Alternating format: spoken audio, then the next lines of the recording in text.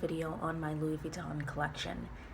So this part will be handbags, and I'll do another video on small leather goods, which for me are why I really love Louis Vuitton. I'm not much of a Louis Vuitton handbag person, but I really love their small leather goods. But I do have a few handbags, not very many, and they're pretty basic, so I almost didn't want to do this video for that reason. But my Louis Vuitton handbag collection spans back 10 years, and you know, I loved each piece when I bought them, and I've gotten a lot of use out of all of these bar one, which I'll show you, and I thought maybe you guys might find it interesting. So let's start with my very first bag, and this is the Speedy 25 in the Damier Ebene print. I bought this bag in 2006 in Paris, France. I've had this bag, it will be 10 years old this August, and in this video I'm not going to show you receipts, and I don't even have the Louis Vuitton receipt for this bag, but what I did find was the VAT refund paperwork that I got that has the original price on it. And I thought for you guys that are really interested in the brand and these price increases, you would get a kick out of seeing this. Bought it at the Louis Vuitton at the Galeries Lafayette in Paris, and I will show you the price, and hopefully you will be able to see this. So the price was right there, 400 euro, and I received right down there 46 euro 85 back for my VAT refund. And that was at a time when the euro to dollar were pretty equivalent, so essentially this bag costs 350 US dollars. I'm not quite sure, I didn't do my research, I'm not quite sure how much it costs now. A really great investment considering I could sell this bag for more than I paid for it. I no longer use this bag, mostly because I'm not a hand carry bag person, which I've talked about in other videos, but I did use this bag every weekend for 5 years straight after I got it, and I only really stopped using it when I got into Chanel. In an attempt to start using it again last summer, I went to Louis Vuitton and bought the strap for the Eva clutch, and I thought maybe I could hang it on these brass things, the brass handle thingies, whatever these are called, hinges, I don't know, and use it as a crossbody. That was a big fail. It didn't look right, it didn't sit right, so now I have a useless Eva clutch strap. So I haven't used this in a long time, but I'm keeping it, and if my daughter is at all interested in bags when she grows up and people are still carrying Speedies, maybe she will be interested in taking this bag off my hands. The bag is in really excellent condition. The only place where you can see some real wear are the brass pieces. So the lock and these things, you can see tarnishing, but the bag itself, the stitching is still intact. There's no real wear. You can see, of course, it's made in France since I bought it there. And thankfully I didn't put anything that would stain the inside, so the red inside is in really good condition. Yeah, so that was my very first Louis Vuitton bag, purchased in Paris in 2006 for $350. So my next Louis Vuitton bag is the Neverfull MM in the Damier Ebene print. And this is by far my favorite print, although you'll see I started to add some monogram a little later. So this, in terms of condition, is the opposite of the Speedy. The handholds are really worn. You can see some staining back there.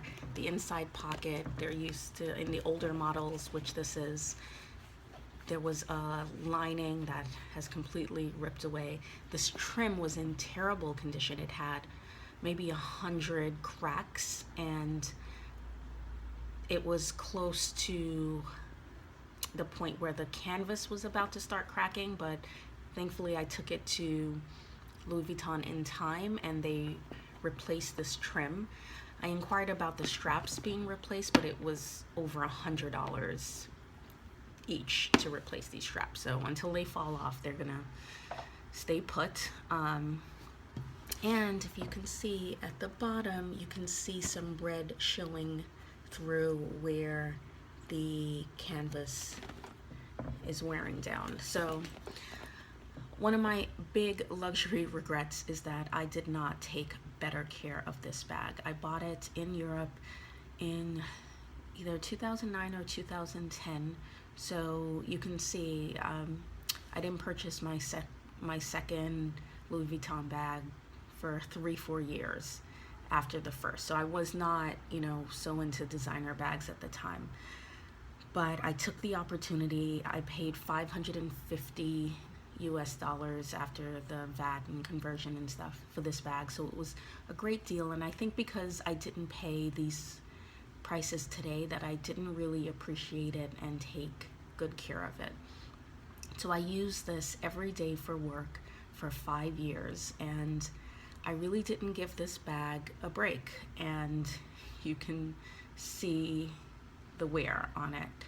I only didn't use it for about a 4-month period where when I first started to notice the red showing through at the bottom, I bought a Longchamp Les Pliages bag and, destroyed that bag too. Like, that bag has little holes on all of the bottom corners. So I'm really hard on my bags, but that Longchamp lasted for 4 months and I went back to using this. And it's been over 5 years.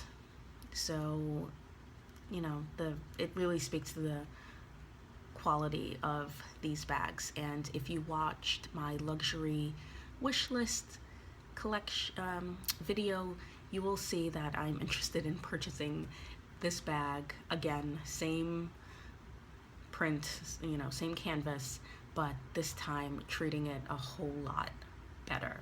So this is the Neverfull MM in Damier Ebene, my second Louis Vuitton bag, and by far my most used. So my next Louis Vuitton bag is the only handbag that you'll see in a box because, well, the other two I didn't even know enough to ask for boxes back then, and they're so old. But this bag is relatively new. I bought it in 2013, but I did not use this bag very much, and it's not for me. So I'm going to sell it. I've been saying I'm going to sell it for a year, and I still haven't gotten around to it, but I will. And I already bought a replacement for this bag. So this is gonna go.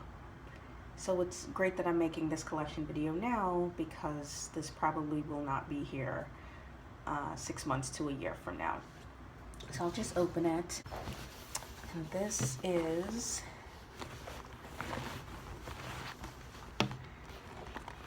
the Bloomsbury PM. It's a beautiful bag.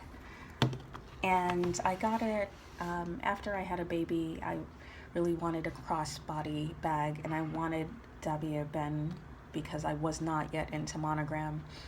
So this was one of the few that Louis Vuitton had. So I got it, and I just don't like the way it sits on me for whatever reason. I don't really know why, but it's just not good. Something about the shape.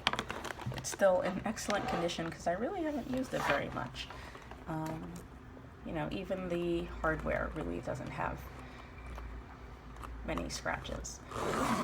So yeah, I will be getting rid of this bag. Beautiful, I can see why people love it, but it's just not for me. So my final Louis Vuitton handbag is the really popular Pochette Metis that I did an unboxing on my channel. I have used this bag a ton since I bought it. This is my going to the park, the supermarket, everywhere bag. Anytime I want a crossbody bag, but I want a little more room than the Chanel Mini allows for, this is the bag for me. So in that way, it was a really, really good buy. And I didn't buy it when I got that Bloomsbury because I wasn't a fan of the monogram print. And I saw it and I liked it, and I said, you know, I wish it came in Damier Ebene, but I didn't buy it.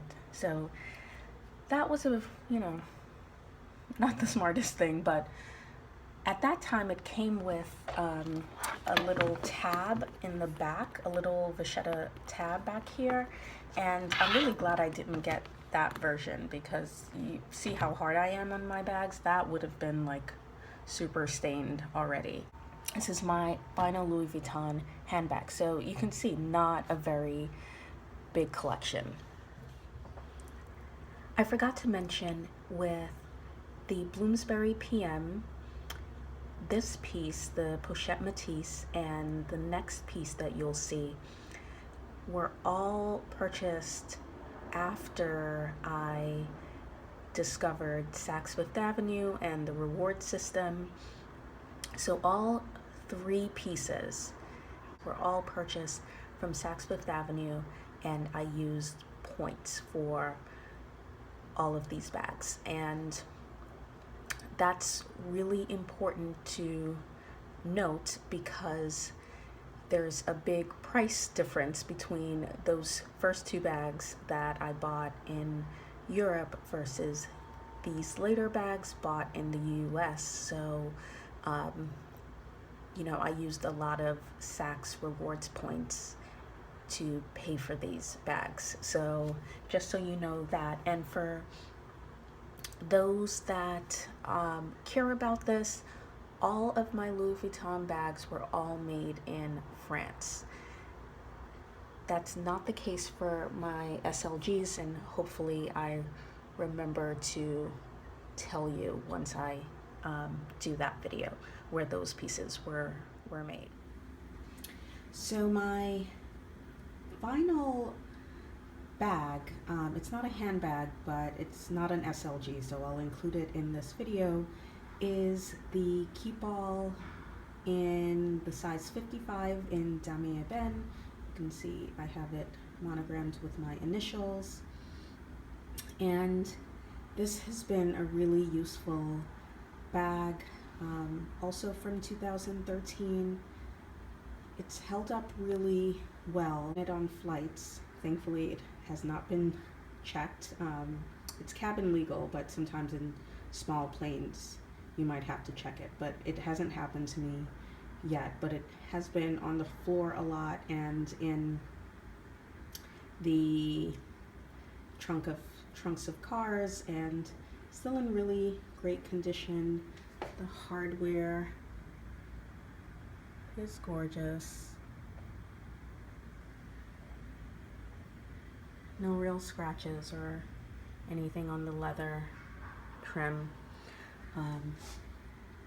So yeah, this is my Keepall 55 in Damier Ebene, and that concludes my entire Louis Vuitton bag collection, and I'll do SLGs in another video, and I hope you enjoyed the collection. If you have any questions about any bags in particular, or would like a more detailed review, please let me know and I'll be happy to do that. And hopefully this collection video wasn't too basic. And yeah, so thank you for watching, and I will see you guys in the next video. Bye bye.